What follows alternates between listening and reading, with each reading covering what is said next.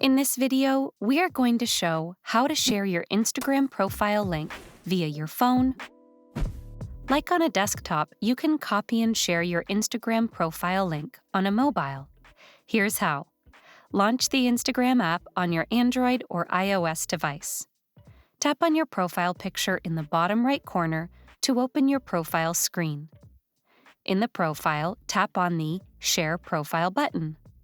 On the new screen, you will see a QR code. Tap Copy Link to get the link to your Instagram profile. Now, paste this link into any other app or website.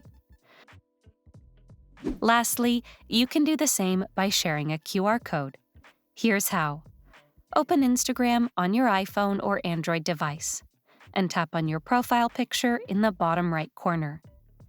Tap the hamburger icon at the top right corner, and choose the QR code from the menu. You will see your profile's QR code. You can screenshot or tap the Share Profile to send to others. That's it! You have successfully shared your Instagram profile link with others.